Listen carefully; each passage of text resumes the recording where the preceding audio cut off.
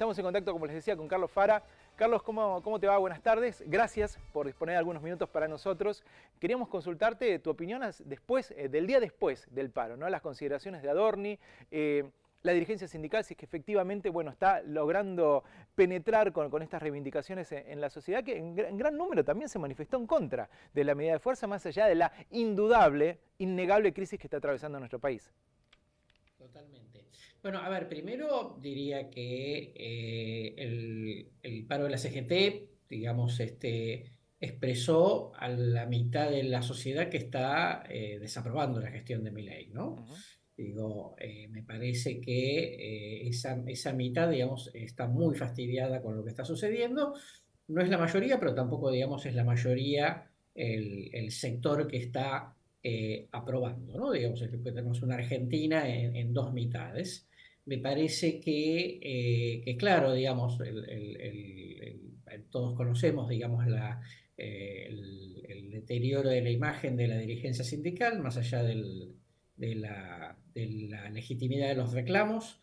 Y por el otro lado, digamos, una situación que se presenta respecto a la utilidad del paro, ¿no? En el sentido de que la mayoría considera que más allá del reclamo difícilmente, digamos, fuera a cambiar algo y que por lo tanto, digamos, por ahí el paro en sí mismo, digamos, no tenía mucho sentido y lo que el gobierno hizo fue utilizar la situación a su favor para esa mitad que se encolumna con el gobierno para dar satisfacción simbólica en función de marcar este blanco-negro entre los que quieren reformas y quienes, según el gobierno, digamos, están entorpeciendo el proceso, ¿no?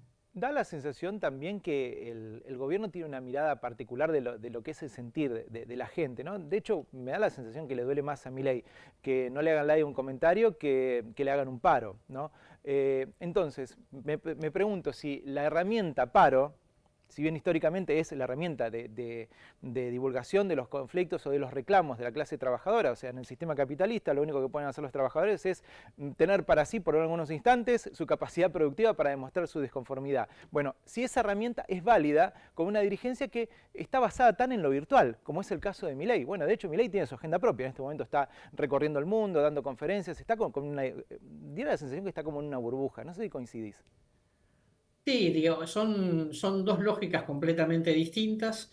Me parece que, obviamente, digamos, Milei, al estar muy focalizado en el tema de la comunicación, pierde muchas veces, digamos, sentido de ciertas cuestiones de cómo está palpitando la calle, la realidad económica y social. Pero es cierto que absolutamente, digamos que la metodología del paro, sobre todo el paro general, porque el paro particular, digamos, tiene que ver un poco con un sector o con una empresa, el paro general, digamos, termina un poco quedando como herramienta de poca efectividad, sobre todo, digamos, tal cual vos decís, digamos, a un Milei al cual, digamos, el paro le resulta poco importante, ¿no? Poco relevante.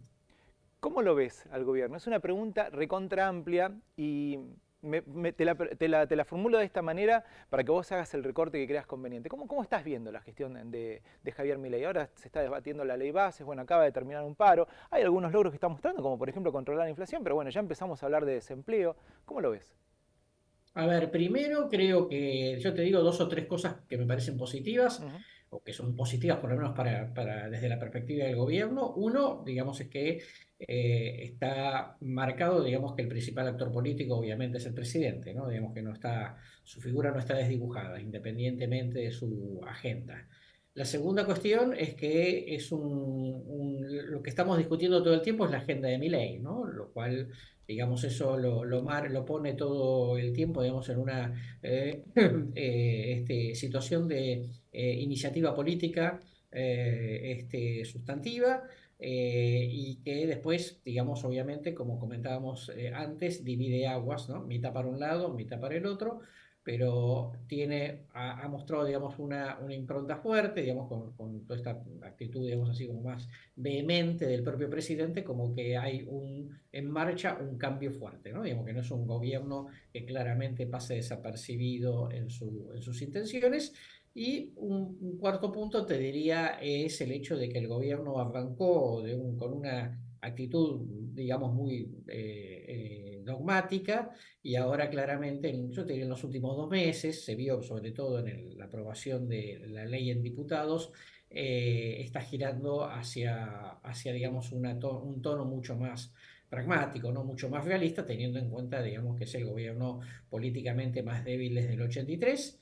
Por el lado de lo negativo, digamos, obviamente, como cierta falta de sensibilidad respecto al costo social que Ujú, está teniendo, ujú, digo, más allá de las palabras, ¿no? En los hechos. Me parece que el gobierno está demasiado confiado en su estrategia económica, pese a las advertencias que le hacen economistas, digamos, que son más cercanos ideológicamente, el caso de Cavallo, el caso de Carlos Rodríguez o Melconian, de las ujú. mismas observaciones que le hace el propio Fondo Monetario, que a veces insume demasiado tiempo en la confrontación, y eso no cae bien en la mayoría de la sociedad, inclusive, digamos, entre gente que aprueba la gestión. Y por el otro lado, el hecho de que todavía tiene un gobierno que desde el punto de vista de la gestión es muy endeble, ¿no? Faltan muchos funcionarios, falta gente con experiencia, le faltan funcionarios con músculo político para Claro. llevar a cabo, digamos, esta cuestión.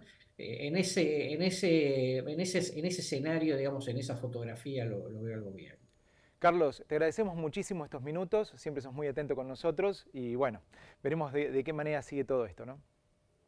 Que tengan buena tarde.